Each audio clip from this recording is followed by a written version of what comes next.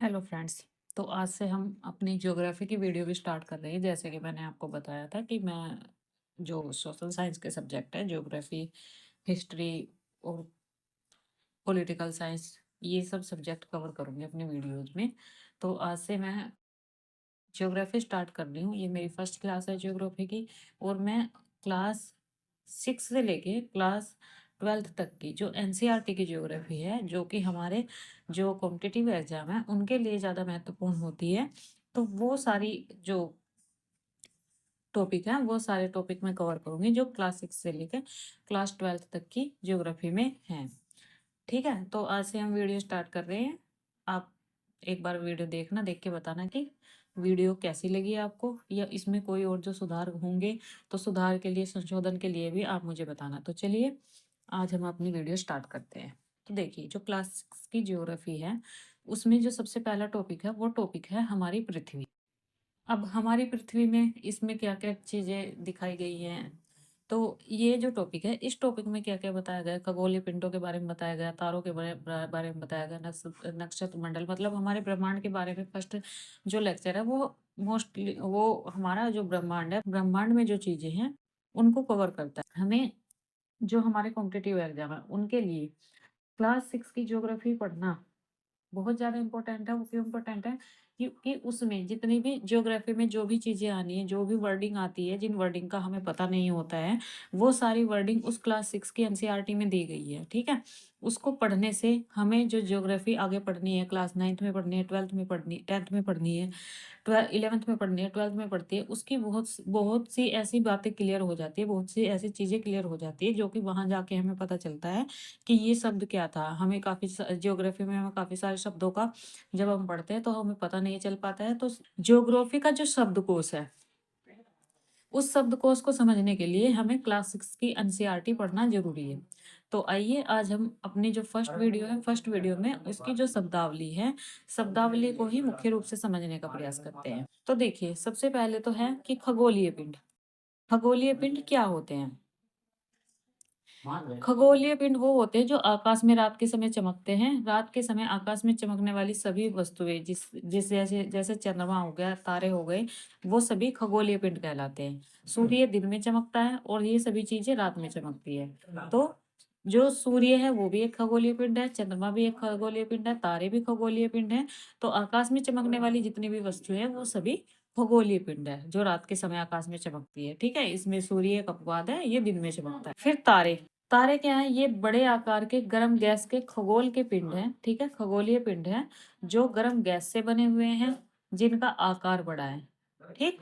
और इनकी सबसे महत्वपूर्ण विशेषता क्या है कि इनकी अपनी ऊष्मा होती है, इनका अपना प्रकाश होता है। फिर थर्ड नंबर पे आता है नक्षत्र मंडल। नक्षत्र मंडल होता है आकाश में दिखने वाले विभिन्न तारों के समूह, जैसे अर्सा मेजर, बिग बियर, सप्तर्षि मंडल। ये जो नक्षत्र मंडल है, नक्षत्र मंडल के ये उदाहरण हैं। और ये विभिन्न तारों के समूह होते हैं। नक्षत्र मंडल क्या होगा? विभिन्न तारों का समूह होता है। जब अगर आप कभी आकाश में देखा होगा आपने रात को, तो रात को आपने देखा होगा कि जब हम छोटे बच्चे थे तो उस टाइम पे हम जो तारे थे, तारों को मिला-मिला के कुछ चीज़ें बनाते थे कि कोई बकरी बनी है, कोई घोड़ा बना है, इस तरीके से बहुत सारी चीज़ें बनाते थे तारों को मिला-मिला के। तो वही जो विभिन्न तारों को मिला के अगर हमें कोई आकृति ऐसी बनती हुई दिखाई दे रही है कि कोई पशु बन रहा है, कोई और पृथ्वी पर पाई जाने वाली वस्तु बन रही है, तो उसे हम नक्षत्र मंडल कहते हैं। इसके उदाहरण देख लीजिए, जैसे ये बिग बियर है। ये ऐसे-ऐसे तारों को मिलाकर आकृति बनाई गई है, ठीक है? और इससे ये कल्पना की गई है, ये एक बड़े भालू की आकृति है, ठीक है? कि ये जो तारे हैं, ये तारे मिलकर एक बड़े भालू की आकृति बना रहे हैं, और इसे ही नक्षत्र मंडल कहा गया है या बिग बियर कहा गया है। फिर दूसरा है सप्तर्षि मंडल। सप्तर्षि मंडल में 7 तारे हैं ये। इन 7 तारों को मिलाकर, ठीक है? एक तारा ये, एक ये है, दूसरा, तीसरा, चौथा, 5वां, छठा, 7वां, ठीक है? इन तारों को मिलाकर एक समूह बनाया गया है। ये समूह नक्षत्र मंडल कहलाता है। इनमें क्रतु, पुलह, पुलस्त्य, अत्रि, अंगरस, वशिष्ठ, मरीच, ये 7 तारे माने जाते हैं कि ये 7 तारे जो भारत के 7 ऋषि हैं, भारत के 7 ऋषियों के नाम पर इनका नामकरण किया गया है, ठीक है? सप्तर्षि मंडल का। सप्तर्षि का मतलब होता है 7 ऋषि, सप्तर्षि मंडल कहा गया है, ठीक है, जिसमें क्रतु, पुलह, पुलस्त्य, ठीक है, अत्रि हो गया आपका, अंगिरस हो गया, वशिष्ठ हो गया और मरीचि हो गया। तो ये हमारे किसके उदाहरण है? ये हमारे नक्षत्र मंडल के उदाहरण है।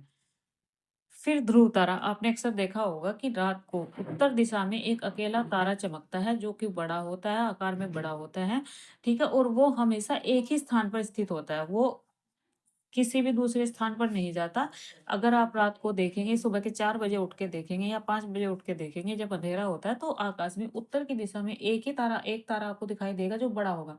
वैसे तो उसके पास आस-पास और भी बहुत सारे तारे होंगे, लेकिन एक तारा जो बड़ा होगा वो ध्रुव तारा है। और ध्रुव तारा पुराने समय में किस टाइम काम आता था? वो दिशा बताने के लिए, ठीक है? एक दिशा सूचक की तरह उसका प्रयोग किया जाता था ध्रुव तारे का। फिर आते हैं ग्रह। ग्रह में क्या आएगा? ग्रह में आता है कि वो खगोलीय पिंड जिनकी अपनी ऊष्मा नहीं होती और अपना प्रकाश नहीं होता। जैसे कि हमने जो ऊपर तारे देखे हैं, तारों का क्या होता है? तारों की अपनी ऊष्मा भी होती है, अपना प्रकाश भी होता है। लेकिन जो ग्रह होते हैं, ये भी होते खगोलीय पिंड ही है, लेकिन इनकी ना तो अपनी ऊष्मा होती है और ना इनका अपना प्रकाश होता है। तो वे खगोलीय पिंड जिनकी अपनी ऊष्मा और प्रकाश नहीं होता है, अपने तारे के प्रकाश से प्रकाशित होते हैं। जैसे कि हमारी पृथ्वी जो है वो सूर्य के प्रकाश से प्रकाशित होती है। होते दोनों खगोलीय पिंड ही हैं, लेकिन ग्रह और तारे दोनों अलग-अलग है और इनमें डिफरेंस मेन क्या है? मेन डिफरेंस है इनमें ऊष्मा और प्रकाश का। उसके बाद फिर हम देखते हैं आर्यभट्ट कौन थे? आर्यभट्ट भारत के एक प्रसिद्ध खगोल शास्त्री थे और उन्होंने यही बताया था कि देखिए, सभी ग्रहों और चंद्रमा को जो प्रकाश है वो सूर्य से प्राप्त होता है और इनके नाम पर भारत में कुछ चीजें हैं, कुछ वस्तुएं हैं। हम सबसे पहले देख लेते हैं। भारत का प्रथम अंतरिक्ष उपग्रह है। प्रथम अंतरिक्ष उपग्रह ये कब लॉन्च हुआ था? 1975 में लॉन्च हुआ था। कोसमोस 3M रॉकेट से इसको भेजा गया था, यूएसएसआर के सहयोग से। दूसरा आर्यभट्ट के नाम पे वो हमारे यहाँ और कौन सी वस्तु है? वो है आर्यभट्ट प्रक्षेपण विज्ञान अनुसंधान संस्थान, जो कि जिसे कि अराइज भी बोलते हैं। ये कहाँ है? ये नैनीताल उत्तराखंड में है। फिर आता है बेसिलस आर्यभट्ट। बेसिलस आर्यभट्ट क्या है? एक जीवाणु की प्रजाति है, ठीक है, और ये समताप मंडल में खोजी गई है। ये हमारे एग्जाम जो कॉम्पिटिटिव एग्जाम है उसके लिए हमारे लिए इम्पोर्टेंट है कि जो बेसिलस आर्यभट्ट है वो क्या है? वो एक जीवाणु की प्रजाति है, फर्स्ट पॉइंट। सेकंड पॉइंट कि समताप मंडल में खोजा गया है, ठीक, और जो थर्ड पॉइंट है वो किसके द्वारा? इसरो के द्वारा खोजा गया है। बेसिलस आर्यभट्ट जीवाणु की एक प्रजाति समताप मंडल में खोजी गई और इसरो के द्वारा खोजी गई है। आर्यभट्ट उपग्रह जो हमारा 1975 में लॉन्च किया गया था, उसके ठीक 1 साल बाद 1976 में 2 रुपए के नोट पर आर्यभट्ट उपग्रह की तस्वीर छपी और ये कब तक छपती रही? 1997 तक, ठीक है, कि आर्यभट्ट उपग्रह छोड़ने के 1 वर्ष के बाद ही 1976 से लेकर 1997 तक 2 रुपए के नोट पर आर्यभट्ट उपग्रह की तस्वीर छपती रही। तो ये तो थी हमारी कुछ महत्वपूर्ण शब्दावली। इसके आगे भी और देखते हैं। अब देखते हैं हम सौरमंडल।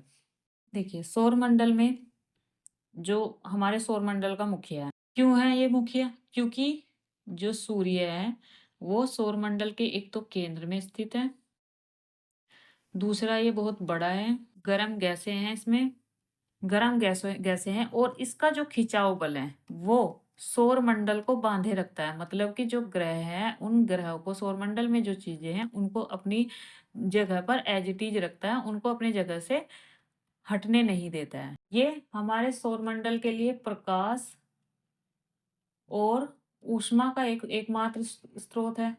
इसीलिए जो सूर्य है, सूर्य को क्या कहा जाता है? सूर्य को सौरमंडल का मुखिया कहा जाता है। अब हमारे सौरमंडल में कितने ग्रह हैं? 8 ग्रह हैं। शुक्र, पृथ्वी, मंगल, बृहस्पति, शनि, अरुण और वरुण। सूर्य के सबसे पास वाला ग्रह है बुध, सेकंड नंबर पे है शुक्र, थर्ड नंबर पे है Prithvi, fourth Mangal, fifth Brihaspati, sixth Shani, seventh Arun, eighth Varun. ये हमारे कितने हो गए? 8 ग्रह हो गए। बुध, शुक्र, पृथ्वी, मंगल, बृहस्पति, शनि, अरुण, वरुण। अगर हम अंग्रेजी में देखें नहीं तो Mercury, Venus, Earth, Mars, Jupiter, Saturn, Uranus, Neptune. ये हमारे क्या हो गए? ये हमारे 8 ग्रह हो गए, ठीक है? जो हमारे सौरमंडल के 8 ग्रह हैं। सबसे नज़दीक का ग्रह है बुध और सबसे दूर का ग्रह है वरुण या नेपच्यून। फिर जो हमारा सौरमंडल है, हमारे सौरमंडल के जो 8 ग्रह हैं, 8 ग्रहों में सबसे जो गर्म ग्रह है, वो ग्रह कौन-सा है? वो शुक्र है। मरकरी नहीं है, बुध नहीं है, क्योंकि इसमें बहुत ज़्यादा कन्फ्यूजन होता है।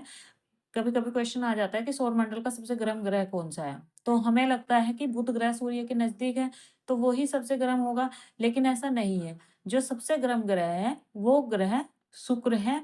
और शुक्र ग्रह क्यों है सबसे गर्म? और इसका कारण क्या है? इसका कारण यही है कि एक तो इस पर घना वातावरण पाया जाता है, एक तो ये अत्यधिक सघन है, घना है। दूसरा, इस पर कार्बन डाइऑक्साइड की मात्रा अत्यधिक मात्रा में पाई जाती है और इसी कारण यहाँ जो ग्रीन हाउस गैस इफेक्ट है वो अत्यधिक मात्रा में प्रभाव अपना डालता है, और इसीलिए जो शुक्र ग्रह सौरमंडल का सबसे गर्म ग्रह है।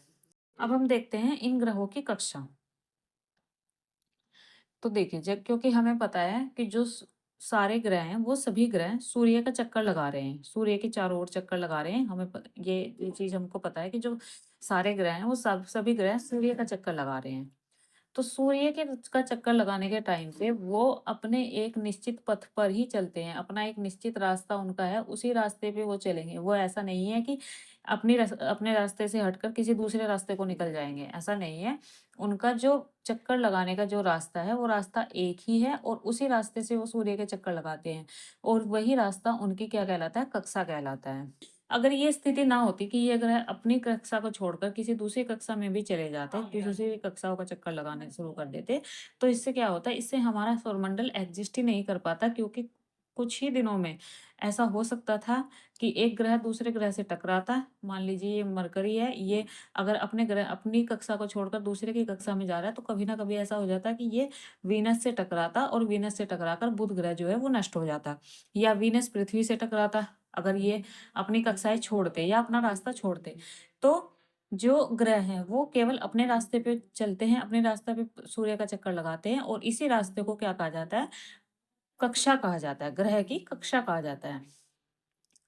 फिर 2 और शब्दावली है, 2 और शब्द हैं, एक तो होता है परिक्रमण, दूसरा है परिभ्रमण। परिक्रमण का मतलब होता है, जैसे हम बोल देते हैं परिक्रमा करना, किसी का चक्कर लगाना, परिक्रमा करना। तो जो हमारे ग्रह सूर्य का चक्कर लगा रहे हैं, ठीक है? ये तो हो गया परिक्रमण, कि जो ग्रह सूर्य का चक्कर लगा रहे हैं, वो हो गया परिक्रमण। और जो परिभ्रमण है, परिभ्रमण का मतलब है कि जो ये ग्रह हैं, ये सूर्य का चक्कर तो लगा ही रहे हैं, लेकिन इसके साथ-साथ ये अपनी कक्षा में भी घूम रहे हैं। ये सूर्य है, ये ग्रह है। तो ग्रह अपनी जो कक्षा है, अपनी कक्षा में सूर्य का तो चारों ओर चक्कर लगा ही रहा है, ठीक है? लेकिन ये अपनी कक्षा में भी घूम रहा है। ये ऐसा नहीं है कि केवल सूर्य का ही चक्कर लगा रहा है, ये अपनी कक्षा में भी घूम रहा है, ठीक? और जो ये जैसे हम कह देते हैं कि पृथ्वी घूम रही है, ठीक है? आप यहाँ से समझोगे कि पृथ्वी घूम रही है, तो पृथ्वी एक एक तो पृथ्वी घूम रही है, दूसरा पृथ्वी क्या कर रही है? पृथ्वी सूर्य का भी चक्कर लगा रही है। तो जो पृथ्वी घूम रही है, वो है परिभ्रमण, और पृथ्वी जो सूर्य का चक्कर लगा रही है, वो है परिक्रमण। इस तरह से हम समझ सकते हैं कि परिक्रमण और परिभ्रमण क्या है। परिक्रमण ग्रहों का सूर्य के चारों ओर चक्कर लगाना, और परिभ्रमण अपने ही अक्ष पर घूमना, वो होता है परिभ्रमण। यही यहाँ बताया गया है, देखिए। यही यहाँ बताया गया है, देखिए। कक्षा एक निश्चित पथ जिस पर ग्रह सूर्य का चक्कर लगाते हैं, ठीक है? एक निश्चित पथ है, रास्ता है जिस पर ग्रह सूर्य का चक्कर लगाते हैं। मैंने बता दिया आपको कि जो ग्रह केवल एक रास्ते पे चलते हैं, अपना एक रास्ता है उनका, और उस रास्ते को ही कक्षा कहा जाता है। फिर ग्रहों का परिक्रमण, परिक्रमण क्या होगा? सूर्य का चक्कर लगाना है। जो ग्रह सूर्य के चक्कर लगा रहे हैं, वो होगा तुम्हारा परिक्रमण।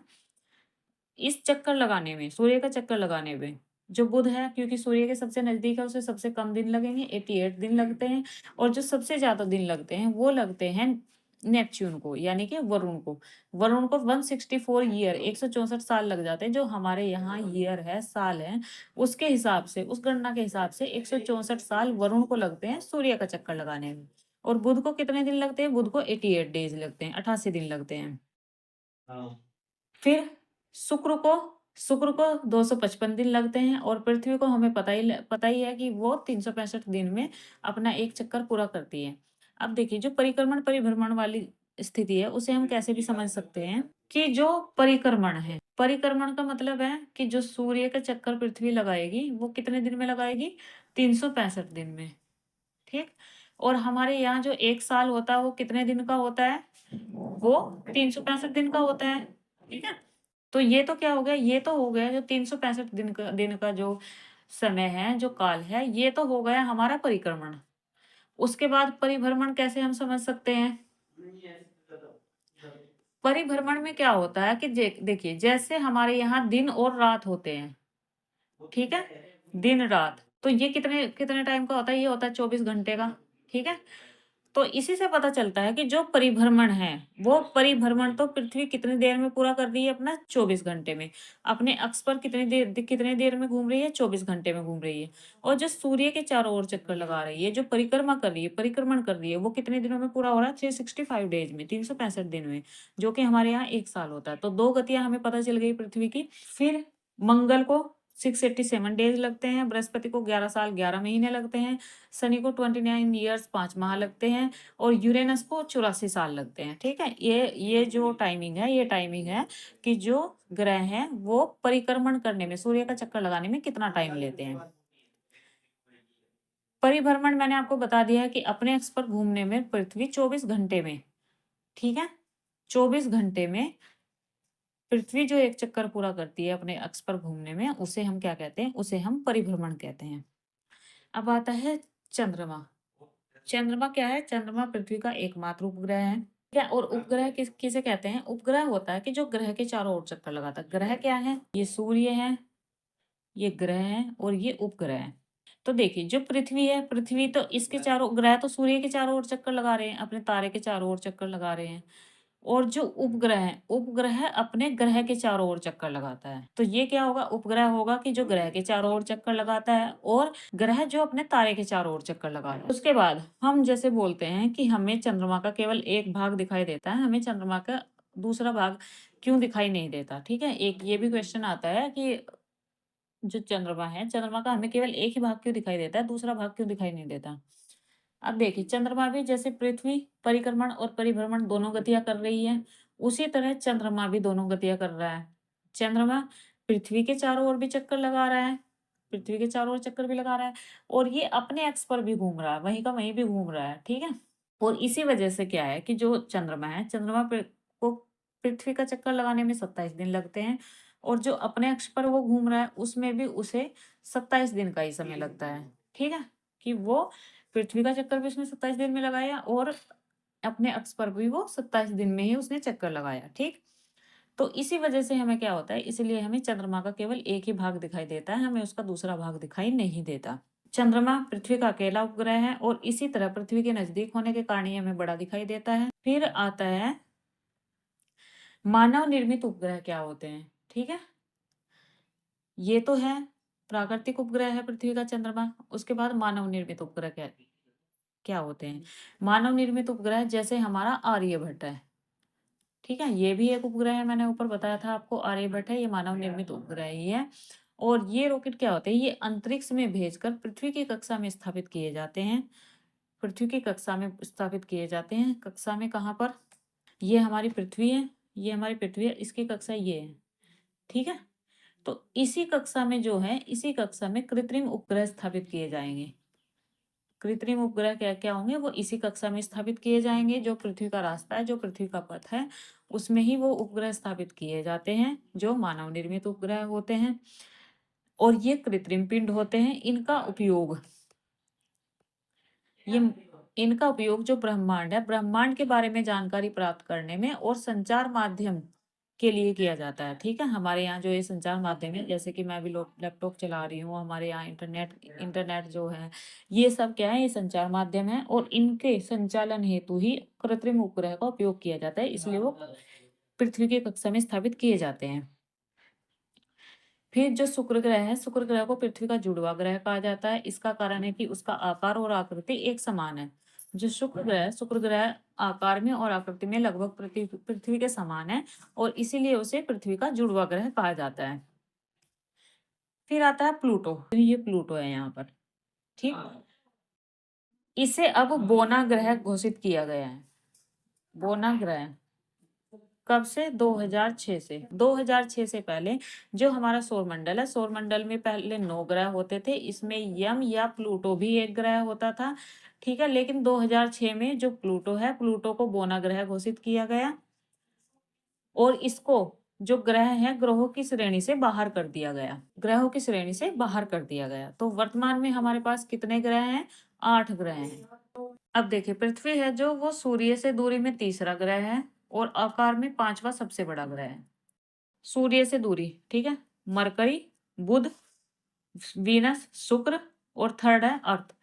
तो सूर्य से दूरी के हिसाब में तीसरा ग्रह हो गया। और अगर हम आकार की दृष्टि से देखें, सबसे बड़ा है हमारा दिख रहा है बृहस्पति, दिख रहा है सबसे बड़ा, फिर शनि, फिर अरुण, फिर वरुण और 5वें नंबर पर हमारी पृथ्वी है। 6 नंबर पर शुक्र ग्रह है। तो फर्स्ट सबसे बड़ा ग्रह Brihaspati, second Shani, third Arun, fourth Varun और फिफ्थ हमारी पृथ्वी है। फिर 6 शुक्र है, 7 मंगल है और 8 बुध है। बुध सबसे छोटा ग्रह है हमारे सौर। फिर आता है भूभाग। एक वर्डिंग आती है कि भूभाग क्या है। इस इमेज में आपको दिख रहा होगा कि जो ध्रुव है, ये उत्तरी ध्रुव, ये दक्षिणी ध्रुव।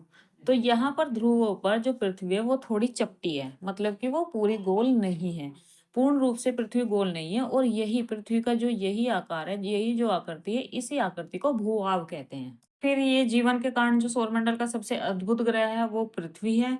इसका रंग नीला है, कारण वही कि 2/3 भाग पर इसके पानी है, इसलिए इसका रंग नीला है। या पृथ्वी अंतरिक्ष से हमें नीली दिखाई देती है। फिर सूर्य के प्रकाश को जो पृथ्वी तक पहुंचने में लगा समय है, वो कितना समय लगता है? 8 मिनट, लगभग 8 मिनट। इससे थोड़ा पॉइंट में ज्यादा भी है, पर जो मुख्य फोकस आपको रखना है, मुख्य फोकस लगभग 8 मिनट में लगता है, ठीक है। एग्जैक्ट टाइम नहीं है, लगभग है। उसके बाद फिर आता है आपका जो नील आर्मस्ट्रांग है, वो चांद पर 21 जुलाई 1969 को चांद पर पहुंचने वाले पहले व्यक्ति थे। विश्व में सबसे पहला व्यक्ति चांद पर पहुंचने वाला कौन था? वो नील आर्मस्ट्रांग था। नाम हमें सबको याद रहता है, लेकिन हमें जो याद रखना है वो ईयर याद रखना है। 1969, 21 जुलाई 1969 को नील आर्मस्ट्रांग चांद पर पहुंचे और वो पहले व्यक्ति थे। भारत का लक्ष्य जो है वो 2040 तक चांद पर पहुंचने का है। इसका मतलब ये है कि हमारा अभी तक कोई भी व्यक्ति चांद पर नहीं पहुंचा है। 2040 तक का हमने लक्ष्य रखा हुआ है चांद पर पहुंचने का। फिर आता है आपका शुक्र ग्रह। मंगल और बृहस्पति की कक्षा के बीच सूर्य के चारों ओर चक्कर लगाने वाले असंख्य छोटे पे ये मंगल है और ये बृहस्पति है, ठीक है। 2 ग्रह हैं ये मंगल, ये बृहस्पति। इसके बीच में आप देख रहे होंगे ये छोटे छोटे छोटे छोटे असंख्य टुकड़े हैं, मतलब अनगिनत टुकड़े हैं। तो ये क्या है? ये सारे टुकड़ों के ये जो बीच का भाग है, मंगल और बृहस्पति के जो बीच का भाग है, उसे शूद्र ग्रह पट्टी के रूप में कहा जाता है। क्यों? क्योंकि यहाँ पर छोटे छोटे छोटे छोटे काफी सारे शूद्र ग्रह हैं। और ये शूद्र ग्रह क्या है? ये कहा जाता है या ये माना जाता है कि जो हमारे सौरमंडल के ग्रह हैं, उन ग्रहों से ही विस्फोट से अलग हुए हुए छोटे छोटे टुकड़े हैं और वही टुकड़े शूद्र ग्रह कहलाते हैं। फिर आता है उल्कापिंड। उल्कापिंड क्या है? ये सूर्य का चक्कर लगाने वाले पत्थरों के छोटे टुकड़े हैं, कि ये भी सूर्य का चक्कर लगाते हैं और ये पत्थरों पत्थरों के छोटे छोटे टुकड़े होते हैं। फिर आता है आकाशगंगा। आकाशगंगा क्या है? कि यह लाखों तारों का समूह है। काफी सारे तारे हैं, लाखों तारे हैं, ठीक है। लाखों तारों का समूह है। इसको मिल्की वे भी बोलते हैं। जो हमारा सौरमंडल है, सौरमंडल इसी आकाशगंगा का एक भाग है या एक हिस्सा है। अब जो हमारी आकाशगंगा है, इसकी जो पुराना टाइम है, पुराने टाइम में अ, इसकी जो मान्यता थी, वो मान्यता एक बहती नदी के आधार पर की गई थी कि आकाश में प्रकाश की या रोशनी की एक बहती हुई नदी है। और क्योंकि जो नदी है, हमारे यहाँ सबसे पूजनीय नदी किसको माना जाता है? गंगा नदी को माना जाता है। और इसी आधार पर उसे नाम दिया गया आकाश गंगा, की आकाश में प्रकाश की बहती नदी, ठीक है। इस आधार पर उसे आकाश गंगा नाम दिया गया। और इस तरह की जो आकाश गंगाएं हैं, ये लाखों आकाश गंगा क्या है? लाखों तारों का समूह है। और जो जो लाखों आकाश गंगाएं होती हैं, या मिल्की वे। तो ये मिलकर निर्माण करती हैं ब्रह्मांड का। और जो ब्रह्मांड है हमारा, जैसे मैंने यहाँ लिखा है आपको कि जो ब्रह्म आकाश गंगा है, आकाश गंगा मिलकर ब्रह्मांड का निर्माण करते हैं। जो हमारा ब्रह्मांड है उसका जो विस्तार है, उसके विस्तार की जानकारी अभी तक नहीं है। अभी तक हमें नहीं पता है कि वो कहाँ तक है, कहाँ तक फैला हुआ है। और हम सभी क्या है, हम सभी इस ब्रह्मांड का ही एक हिस्सा है। यहाँ तक आपको क्लियर हो गया है। इसके बाद हम थोड़ा सा और देख लेते हैं। इसमें एक टर्म आती है पार्थिव ग्रह और दूसरी होती है जोवियन ग्रह। जो पार्थिव ग्रह हैं वो उन्हें छोटे या बाहरी ग्रह भी कहते, छोटे या आंतरिक ग्रह भी कहते हैं। ठीक है। और जो जोवियन ग्रह है वो बड़े, विशाल और बाहरी ग्रह भी उन्हें कहा जाता है। अब ये देखिए, पार्थिव ग्रह और जोवियन ग्रह क्या है, जो पृथ्वी के नजदीक वाले ग्रह हैं। ठीक है। बुध, शुक्र, पृथ्वी और मंगल, ये जो चारों ग्रह हैं, ये चारों ग्रह हमारे क्या कहलाएंगे, पार्थिव ग्रह कहलाएंगे। पार्थिव ग्रह कहलाएंगे। पार्थिव ग्रह कहलाने का कारण क्या है कि जो पृथ्वी पर जिस प्रकार की चट्टानें पाई जाती हैं, जिस प्रकार की संरचनाएं पाई जाती हैं, वही संरचनाएं इन सारे ग्रहों पर भी पाई जाती हैं। ठीक है। इन सारे ग्रहों पर भी पाई जाती हैं। तो इसलिए इन ग्रहों को क्या कहा जाता है, पार्थिव ग्रह। जो जोवियन ग्रह है, जोवियन ग्रह Jupiter, Shani, Saturn, Uranus, Neptune, Brihaspati, Shani, Arun, Varun, ये चारों ग्रह क्या हैं, ये जोवियन ग्रह। जोवियन ग्रह बाहरी ग्रह भी बोलते हैं इन्हें, बड़े ग्रह भी बोलते हैं, और इनका एक और नाम है गैसीय ग्रह, क्योंकि इन ग्रहों पर गैसों की मात्रा अधिक होती है, अधिक मात्रा में पाई जाती है, और इसी वजह से इनको जोवियन ग्रह कहा जाता है। तो आज के लिए इतना ही। जो इसका फर्स्ट, जो क्लास 6 की एनसीईआरटी थी, उस एनसीईआरटी में से जो फर्स्ट टॉपिक आज हमारा कंप्लीट हो गया है। कल हम देखेंगे ग्लोब और अक्षांश। ये अगर हमको ज्योग्राफी पढ़नी, कंपटीशन के पर्सपेक्टिव से भी पढ़नी है, तो ये हमारा एक महत्वपूर्ण टॉपिक है, ग्लोब और अक्षांश। इससे हमारी बहुत सारी चीज़ें ज्योग्राफी में क्लियर हो जाती हैं। तो वो मैं कल आपको बताऊंगी, कल पढ़ाऊंगी, वो इम्पोर्टेंट टॉपिक है। तो आज के लिए इतना ही। Thank you.